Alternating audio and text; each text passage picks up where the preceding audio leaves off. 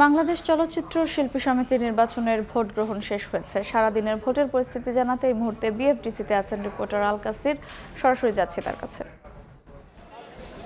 বাংলাদেশ চলচ্চিত্র শিল্পী সমিতির 2024-26 দ্বিবার্ষিক মেয়াদের যে নির্বাচন, এই নির্বাচনের ভোট গ্রহণ কিন্তু শেষ হয়েছে। ঠিক 5:30টায় ভোট গ্রহণ শেষ হয়েছে এবং সকাল 9:30টায় ভোট গ্রহণ শুরু হয়েছিল।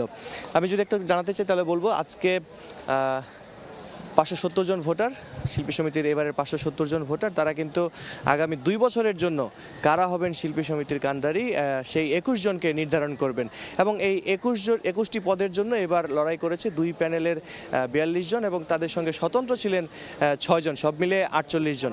এই 48 জন প্রার্থী কিন্তু সবাই জয়ের ব্যাপারে আশাবাদ ব্যক্ত করেছেন এবং আমরা যেটা দেখেছি যে সকাল থেকে খুব উৎসবমুখর পরিবেশে শিল্পী সমিতির এবারে নির্বাচনটা হয়েছে। যদিও সকাল থেকে তারকা শিল্পীদের উপস্থিতি খুব একটা ছিল না, তবে দুপুর গড়ানোর পর বা দুপুরের পরপরই তারকা শিল্পীদের উপস্থিতিটা বেড়েছে এবং আমরা সেই উপস্থিতিটা টের পেয়েছি। এবং আমি যারা এসেছিলেন ভোট দিতে তাদের সঙ্গে কথা বলে যেটা জানতে পেরেছি, তারা সবাই বলেছেন যে গতবার যেই গত মেয়াদে 2022-24 মেয়াদে যেই শিল্পী সমিতির নির্বাচনকে কেন্দ্র করে ফলাফল প্রকাশের পর যে পরিবেশ সৃষ্টি হয়েছিল, যে জটিলতা সৃষ্টি হয়েছিল, তারা এবার আর জটিলতাটা চান না। এবং তারা বলছেন যে ভোট গ্রহণ শেষ হওয়ার পর আমি সাধারণ সম্পাদক প্রার্থী ডিপজলের সঙ্গে কথা বলেছিলাম। তিনি বলেছেন যে ভোটের পরিবেশ সম্পূর্ণ সুষ্ঠু পরিবেশ ছিল এবং পরিবেশ নিয়ে তিনি কোনো বিরূপ মন্তব্য করেননি, তিনি সন্তুষ্টি প্রকাশ করেছেন।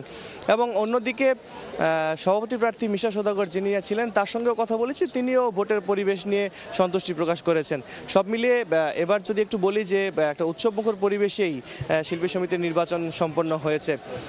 আমরা প্রধান নির্বাচন কমিশনারের সাথে কথা বলেছিলাম, তিনি আমাদেরকে সঠিক সংখ্যাটা না জানালেও তিনি জানিয়েছেন যে প্রায় 500-র কাছাকাছি বা 500-র একটু বেশি ভোট কাস্ট হয়েছে। সঠিক সংখ্যাটা তিনি হয়তো পরে জানাবেন। তবে একটু যদি যোগ করে বলতে চাই যে এই যে উৎসবমুখর পরিবেশে যে ভোট হয়েছে, সেই ভোট থেকেই কিন্তু আগামী 2 বছরের জন্য শিল্পী সমিতির 21 জনকে নির্ধারণ করা হবে। এই ছিল আমার কাছে সবশেষ। শিল্পী সমিতি নির্বাচনের খবর জানছিলাম বিএফডিসি থেকে।